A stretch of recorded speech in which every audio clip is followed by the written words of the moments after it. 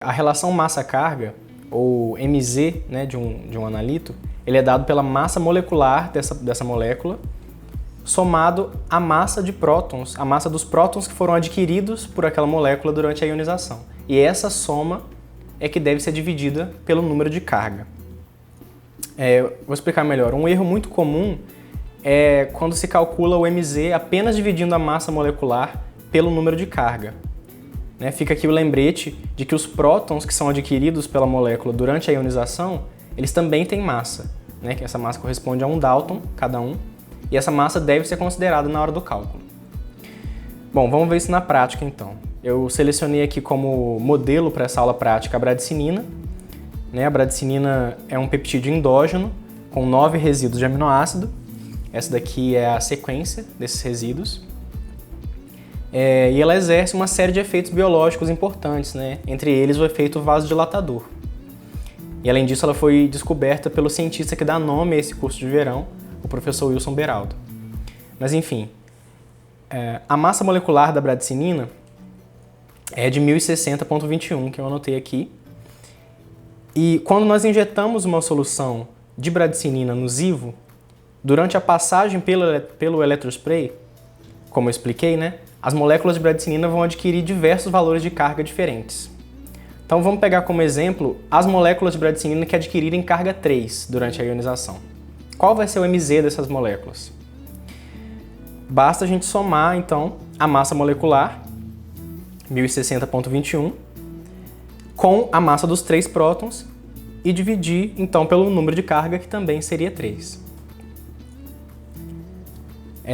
Então, aí a gente obtém um valor de Mz igual a 354,4 para esse nosso peptídeo com um valor de carga 3, para esse nosso íon de carga 3, Aqui eu calculei também os valores de Mz da bradicinina com cargas mais 1, mais 2, mais 3 e mais 4.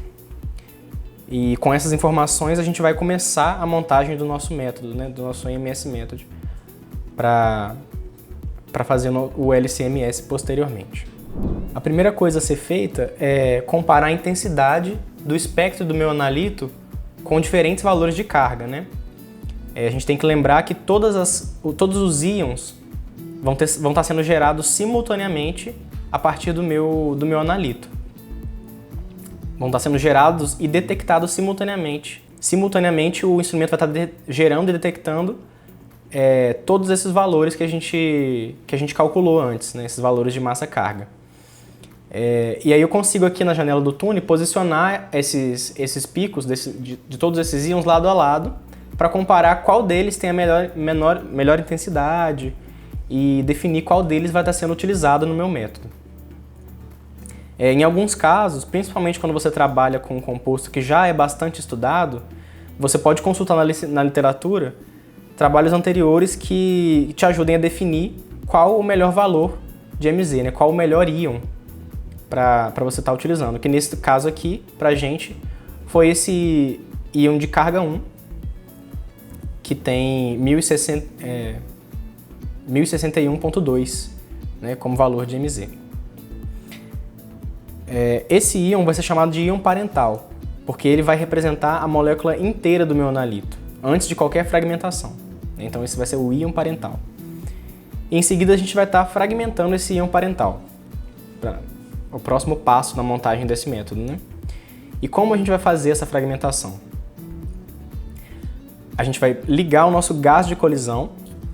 Eu vou explicar o que é esse gás de colisão aqui no esquema do interior do zivo.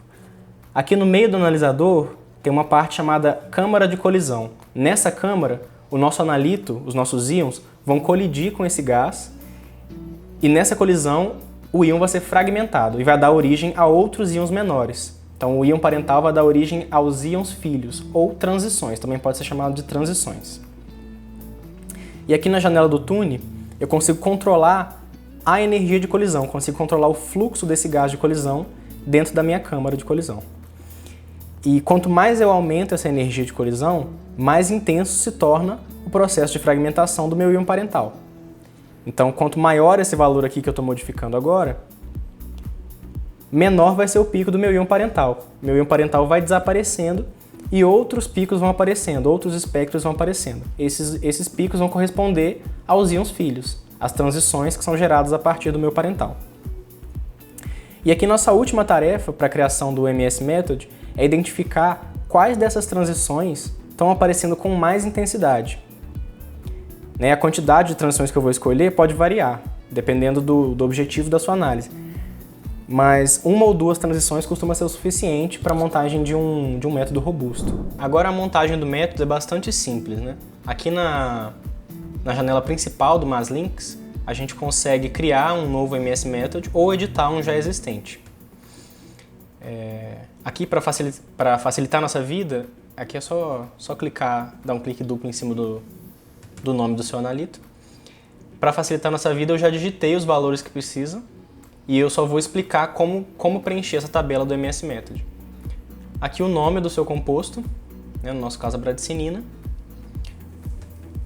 a massa-carga do nosso íon parental, que aqui no nosso caso 1061.2, e aí cada uma dessas linhas vai ser correspondente a uma das transições, um dos íons filhos que a gente escolheu.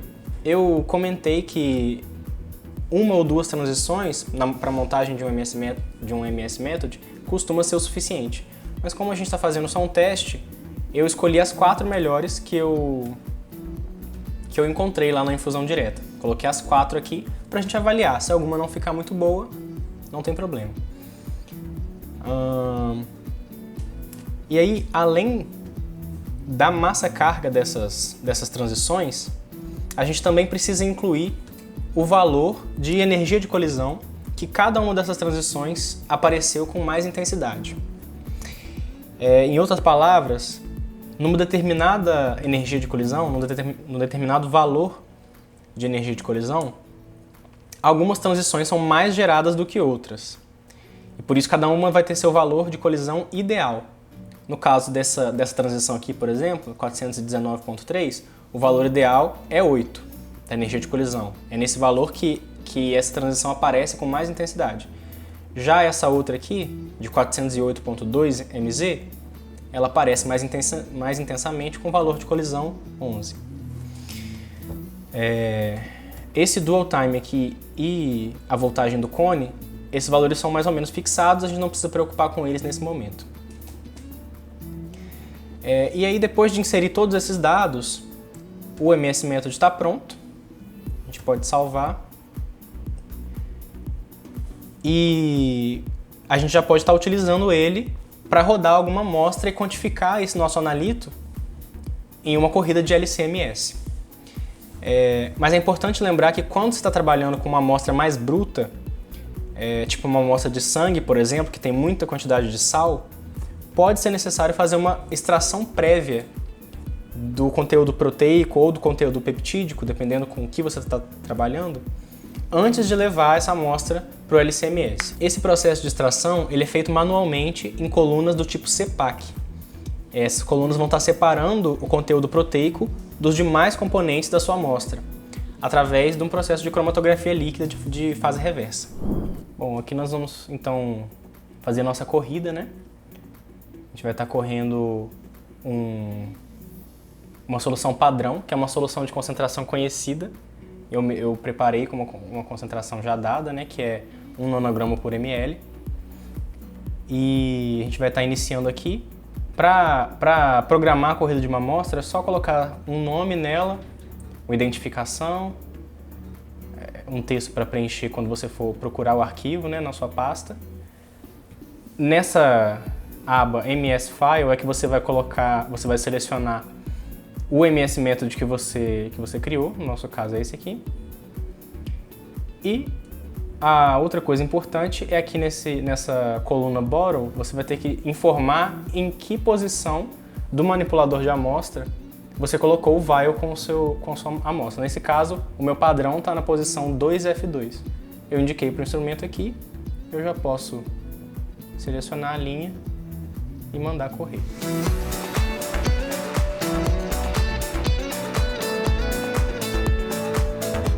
O instrumento vai indicar que a corrida foi iniciada e a partir daí a gente pode acompanhar o cromatograma em tempo real para observar em que momento o nosso peptídeo vai sair, né? Qual vai ser o tempo de retenção desse peptídeo, ou seja, o momento em que ele vai deixar a coluna de UPLC para entrar no espectrômetro de massa e começar a ser analisado. Bom, esse aqui é o cromatograma da nossa corrida. A corrida já aconteceu e ela gerou para a gente esse dado aqui, que é o cromatograma. Lembrando que o cromatograma não representa a massa-carga, né? Essa escala aqui embaixo não é igual à escala da infusão direta que a gente viu, que representa a massa-carga. Aqui a gente está vendo a concentração do nosso analito em função do tempo. Então aqui são 2,4 minutos, 2,6 minutos, 2,8 minutos.